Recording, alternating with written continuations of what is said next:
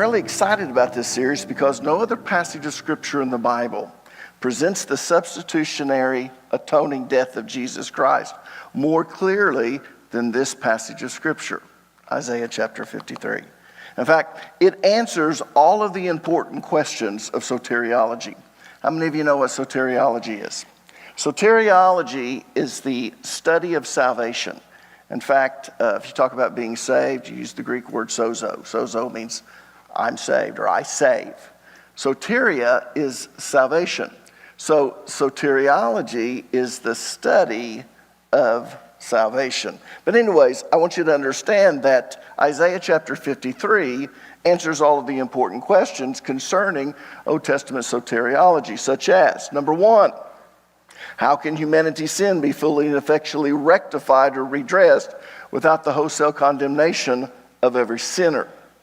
I mean, after all, what does the Bible tell us? It tells us for all have sinned and come short of the glory of God. We've missed the mark. And once you become a sinner, can you ever be restored to righteousness?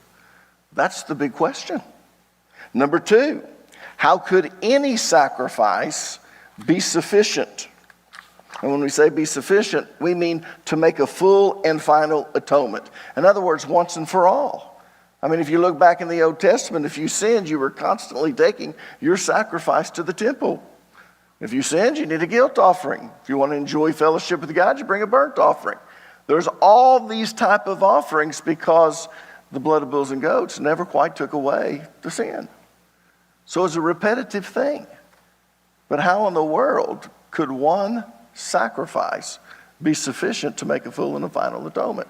And number three, how could a just and holy God redeem sinners without compromising his own perfect righteousness? In other words, if he's made our sin, then how does he remain righteous? Those are questions the soteriology addresses.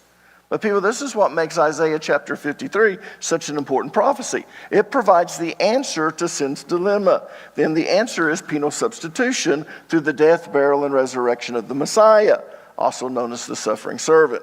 Now, does everyone know what I mean by penal substitution? Because that term is a very important term.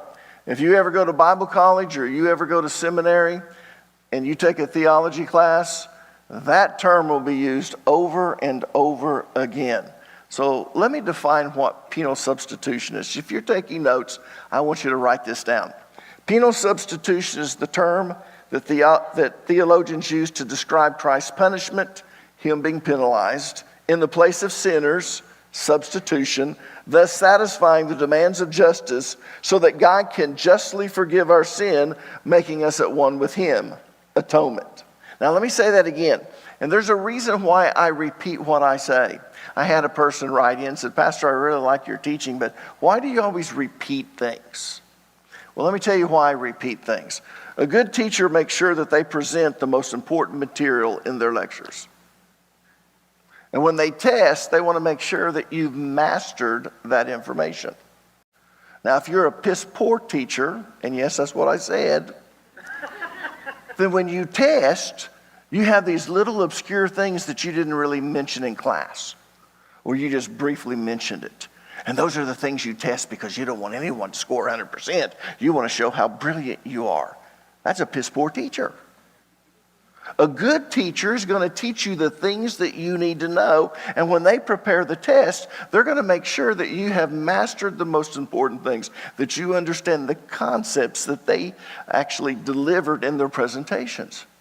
So, here's what I'm telling you. Every time I say, let me say that again, I'm telling you that if you were sitting in my class in seminary and I was teaching, and I said, let me say that again, that's going to be on the test.